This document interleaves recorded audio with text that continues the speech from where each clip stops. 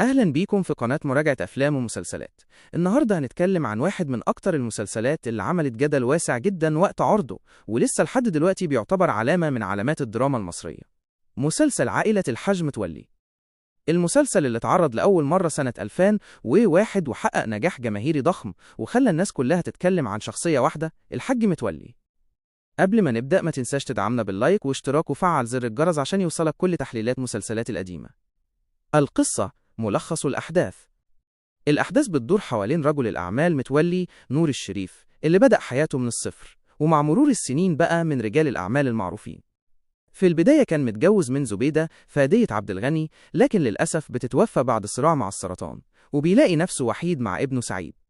ومن هنا بيقرر يتجوز أمينة ماجدة زكي علشان ترعى ابنه، لكنه يكتشف إنها ما بتخلفش، فيتجوز بعدها نعمة الله غادة عبد الرازق.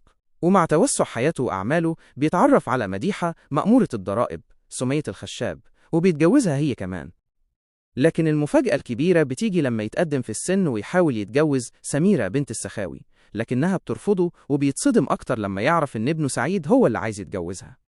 في الوقت ده بتظهر ألفة مونيا صديقة سميرة، وبتستغل حب الحاج متولي للستات وبتتجوزه طمعا في الفلوس. بس الحاج متولي يقرر يعمل خطة ذكية، فيدعي الإفلاس ويطلب مساعدة زوجاته. كلهن بيقفوا معاه إلا ألفة اللي بتطلب الطلاق، وبالفعل بيطلقها، وتفرح باقي زوجاته، خصوصا لما يعرفوا إنه كان بيخدعها، وبدل ما يديها ألماس حقيقي كان بيهديها مجوهرات مقلدة من الزجاج. التحليل. المسلسل مش مجرد قصة رجل متجوز 4 أو 5 ستات، لأ، هو بيعرض نموذج للرجل الشرقي القوي اللي بيعرف يدير بيته الكبير بحكمة ودهاء، لكن في نفس الوقت بيوضح إن الحياة مش كلها وردي، ومليانة مشاكل بين الغيرة والأنانية والطمع. نور الشريف أبدع في تجسيد شخصية الحاج متولي، لدرجة إن الناس بقوا يتكلموا عن الشخصية وكأنها حقيقية. وكمان المسلسل كشف لنا جوانب مختلفة من حياة الستات داخل بيت واحد: التضحية، الغيرة، الطمع، وحتى الوفاء. من ناحية تانية، المسلسل اتعرض لانتقادات كبيرة، لأن في ناس شافوا إنه بيشجع على تعدد الزوجات، بينما آخرين اعتبروه مجرد دراما اجتماعية بترصد واقع موجود. التقييم. الإخراج كان بسيط، لكنه خدم القصة.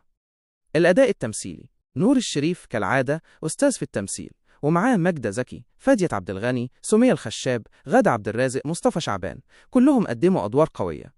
القصة فيها تشويق ودراما، لكن كمان بتخليك تسأل نفسك أسئلة عن الحب، الطمع، والعدل. العمل يستحق إنه يكون من المسلسلات الخالدة في الدراما المصرية. ده كان ملخص وتحليل لمسلسل عائلة الحاج متولي. قولوا لنا في التعليقات، هل شايفين إن المسلسل فعلا بيشجع على تعدد الزوجات ولا مجرد دراما بتعرض شخصية رجل مختلف؟ ما تنسوش تعملوا لايك واشتراك في القناة وتفعلوا زر الجرس علشان يوصلكم كل جديد وحصري من قناة مراجعة أفلام ومسلسلات.